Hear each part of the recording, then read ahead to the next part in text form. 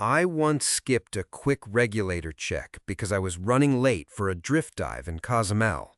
Made it down to 70 feet, and suddenly every breath tasted like seawater. Not a full free flow, just enough moisture to make me seriously reconsider my life choices. Turned out a tiny grain of sand had wedged itself into the exhaust valve. 5 seconds topside would have caught it.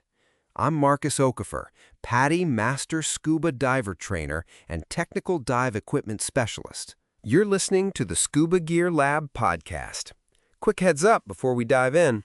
All the research, testing, and writing you're about to hear comes directly from real dive professionals with years of hands-on experience, but the voice reading it to you is AI generated. Everything's human verified, the voice just isn't human. Now, if you've been listening for a while, thank you, really. Your time matters, and I'm glad you're spending some of it here. If you're new to the show, welcome aboard. We drop new episodes every Monday, Wednesday, and Friday, covering everything from gear reviews to safety protocols to the kind of practical dive knowledge that actually makes a difference when you're gearing up on the boat. Today, we're walking through a 12-point regulator safety checklist that takes about 90 seconds and could save your dive or your life. Let's jump in. A thorough regulator safety check before every dive isn't paranoia, it's basic risk management. This checklist covers the 12 inspection points I run through on every single dive, whether it's my first of the trip or my fourth of the day. These aren't manufacturer-mandated service intervals or annual overhauls. This is the stuff you check yourself every time before you put that regulator in your mouth at depth. This applies whether you're diving a brand new Scuba Pro MK25 Evo S620 Ti, check the link below to see the current price, or a rental reg you've never seen before. The principles don't change. Starting with visual inspection points. First, hose condition and routing. Check every inch of every hose for cracks, abrasion, or bulging. I run my fingers along the full length of the LP hose from first stage to second stage, paying special attention to the areas right where the hose meets the fittings. That's where stress concentrations cause most failures. Look for any discoloration, stiffness, or that telltale crackling texture that means the outer rubber is degrading. The intermediate pressure hose on your primary second stage sees constant flexing. If you spot any bubbling under the surface, feels like Rice Krispies when you squeeze it, that hose is done. I've seen catastrophic hose failures at depth exactly twice in 3,000 dives, and both times there were visible warning signs that got ignored during the pre-dive check. Second, mouthpiece integrity. Inspect the mouthpiece for tears, especially at the bite tabs. Those little nubbins you clamp down on take incredible stress, particularly if you're someone who bites hard when task-loaded. A torn mouthpiece won't kill you, but it makes breathing uncomfortable and can distract you from more important things, like the eagle ray that just cruised past while you were fiddling with your reg. Check that the mouthpiece is actually secured to the second stage properly. The zip tie or retaining ring should be tight. I carry spare mouthpieces in my Save a Dive kit because they weigh nothing and take 30 seconds to swap. Third, first stage attachment and O-ring.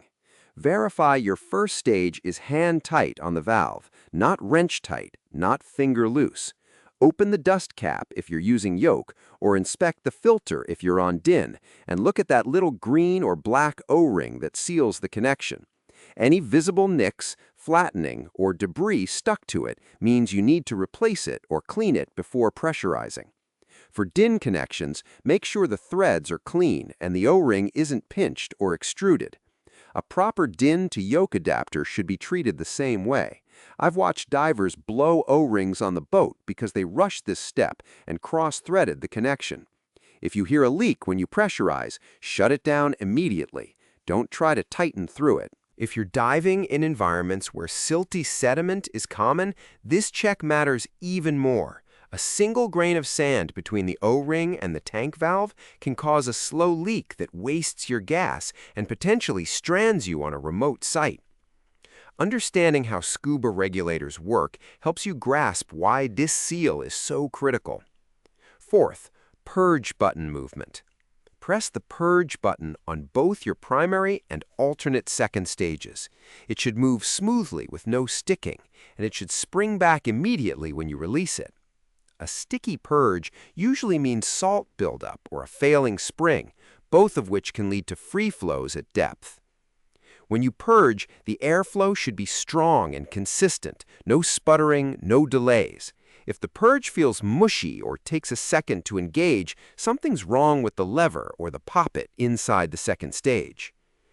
Moving on to pressure and function tests. Fifth, pressurization and initial leak check. Open the tank valve slowly while watching and listening for leaks. I open it about a quarter turn initially, listen for any hissing, then open it fully. Check every connection point, first stage to tank, first stage to hoses, hoses to second stages. Any steady stream of bubbles means you've got a leak that needs addressing before you get wet. Don't just listen, look. Tiny leaks sometimes show up as visual distortion, like heat shimmer, before you can hear them, especially in noisy environments like a dive boat with a running compressor. Sixth, static intermediate pressure hold. After pressurizing, wait 30 seconds and watch your SPG. The needle shouldn't be moving. If it's slowly creeping down, you've got a leak somewhere in the system. Could be a failing HP seat in the first stage, could be a pinched O-ring, could be a dozen other things. But whatever it is, you don't want to discover it at the safety stop. I've caught slow IP creep on rental regs more times than I can count. It's usually not dramatic enough for the shop to notice between dives, but over a 45-minute dive, it can cost you 200 to 300 psi you were counting on. Seventh, breathing resistance at surface. Take several deep breaths through your primary second stage while it's pressurized. Inhale and exhale should both feel smooth and unrestricted. Now do the same with your alternate, your octopus. If either one feels noticeably harder to breathe than normal, or if you hear any clicking or rattling during inhalation, something's off with the internal mechanism. Pay attention to exhale resistance too. If you have to push hard to exhale, the exhaust valve might be stuck, or there might be debris blocking it. That's exactly what happened to me in Cozumel. The exhaust valve was partially obstructed, so exhaled air was backfilling around the diaphragm and mixing with my next inhale. Eighth, free flow test, controlled. While the reg is pressurized but not in your mouth, press and release the purge button sharply. The airflow should stop immediately when you release. If it continues to free flow, you've got a problem with the second stage poppet or lever adjustment. Now tip the second stage upside down and purge it briefly.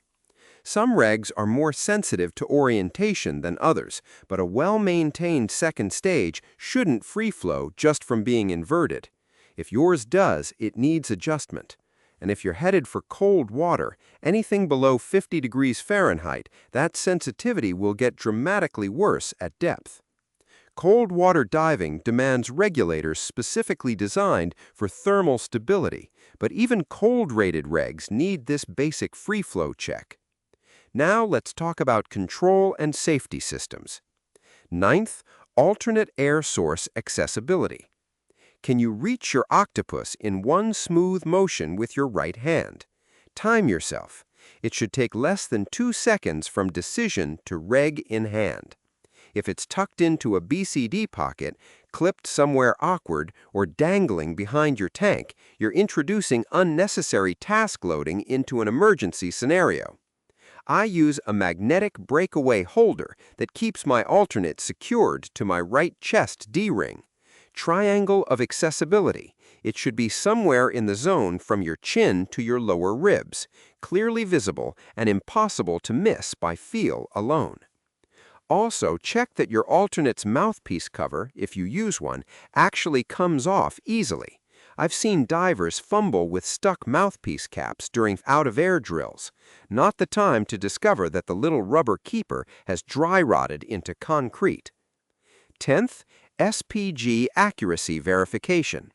Cross-check your submersible pressure gauge against the tank's known fill pressure if possible. Most tanks get filled to 3,000 psi, that's 207 bar, or 3,300 psi, 228 bar, depending on rating.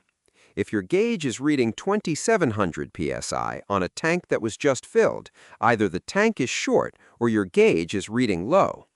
SPGs drift over time, usually reading progressively lower than actual pressure. That's a safety margin in your favor, but it's still good to know how accurate your gauge is.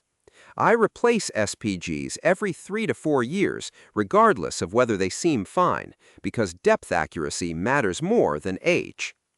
If you're diving with an air-integrated computer, verify that the wireless transmitter is reading within 100 psi of your analog SPG. 11th, low-pressure inflator connection. Disconnect and reconnect your BCD's LP inflator hose. Make sure the quick disconnect coupling clicks positively and doesn't pull off with light tension. A loose LP hose connection will auto-disconnect mid-dive, leaving you without power inflation. Manageable, but annoying. While it's connected, press the inflate button and verify smooth airflow. Then press the deflate button and check that it's not sticky. A stuck inflator button causes runaway inflation, which is both terrifying and embarrassing. I know because it happened to me during an open water student checkout dive in Monterey. My students got a live demonstration of emergency procedure. I got a story I'm never living down. 12th, final breathing test with tank valve manipulation. Close your tank valve completely while breathing from the regulator. You should get 3 to 4 full breaths before the air runs out. You're drawing down the intermediate pressure in the hoses in first stage. This confirms that you're actually breathing from the tank and not from some residual pressure in the system. Now, open the valve fully and verify that breathing returns to normal. This test sounds paranoid until you meet someone who spent an entire dive breathing down their IP because they never opened their valve past a quarter turn. It happens more than you'd think, especially with new divers or anyone using an unfamiliar tank valve. Here's the condensed version I run through in my head while I'm gearing up. Visual sweep. Hose is intact, mouthpiece is good, first stage secure, O-rings clean. Pressurize and listen. No leaks at any connection point. Breathe it. Primary and alternate both smooth. No wet breathing, no free flow. Accessibility. Octopus where I can find it. SPG readable. Inflator connected. Tank valve. Fully open. Confirmed by breathing test. The entire regulator safety check takes maybe 90 seconds if you're methodical. That's 90 seconds that has saved me from wet breathing, free flows, stuck inflators, and at least one near emergency that would have been a real emergency if I hadn't caught it topside. Every dive, every single one. Doesn't matter if I just doped this same gear 2 hours ago on the previous site. Conditions change, connections loosen, debris gets into places it wasn't before. The check stays the same. Let me answer some common questions about this. How often should I perform a regulator safety check? Before every single dive, without exception. A regulator safety check isn't a once per day or once per trip procedure. It's a pre-dive ritual that happens each time you gear up, even if you're doing multiple dives with the same equipment on the same day. Connections can loosen between dives, debris can enter second stages during surface intervals, and conditions change. I've caught equipment issues on dive 4 of the day that weren't present on dive 3, specifically because I ran through the full check each time. Beyond pre-dive checks, your regulator needs professional service according to the manufacturer's schedule, typically annually or every 100 dives, whichever comes first. What's the difference between a pre-dive safety check and regular regulator maintenance? A pre-dive safety check is a user-level inspection you perform yourself before every dive to catch immediate, visible problems like leaks, damaged hoses, or functional issues with purge buttons and breathing resistance. Regular maintenance is professional servicing performed by a trained technician, which involves disassembly, internal inspection of diaphragms and poppets, O-ring replacement, IP adjustment, and pressure testing, tasks that require specialized tools and knowledge. The pre-dive check catches problems you can see and feel. Professional maintenance addresses where you can't detect without disassembling the regulator. Both are essential, and neither replaces the other. Think of the pre-dive check as your daily responsibility and annual service as your long-term insurance policy. Can I dive if my regulator fails one of these inspection points? Absolutely not. If your regulator fails any critical inspection point, you don't dive until the issue is resolved. A failed check isn't a suggestion or a yellow flag, it's a hard stop. Leaks, free flows, wet breathing, stuck purge buttons, or damaged hoses are all safety-critical failures that can escalate into life-threatening emergencies at depth. I've watched divers try to make it work with a slightly sticky purge or a slow leak, and I've watched those same divers surface early, frustrated and sometimes scared because the problem got worse underwater. If you're on a live aboard or remote dive site without repair facilities, this is exactly why carrying redundant dive gear or having a backup regulator in your kit matters. Your safety is worth more than missing one dive. I still remember that Cozumel drift dive. Not because it was dangerous, it wasn't really, but because it was completely preventable.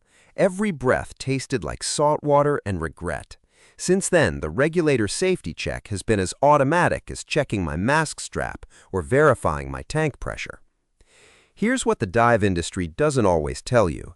Most regulator failures aren't actually failures, they're predictable problems that announce themselves during the inspection you skipped. A cracked hose doesn't explode without warning.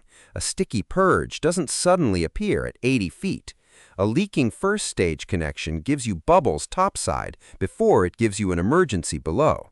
The 90 seconds you spend on this checklist is your cheapest insurance policy. Use it. That wraps up this episode of the Scuba Gear Lab podcast. Thanks for listening. New episodes go live every Monday, Wednesday, and Friday, so you've always got something fresh to listen to on your commute or while you're prepping gear. If you got something out of this episode, I'd really appreciate it if you'd leave a 5-star rating and write a quick review. It genuinely helps other divers find the show, and it's the easiest way to support what we're doing here. And if you haven't already, hit subscribe or follow so you get notified the second a new episode drops. See you next time.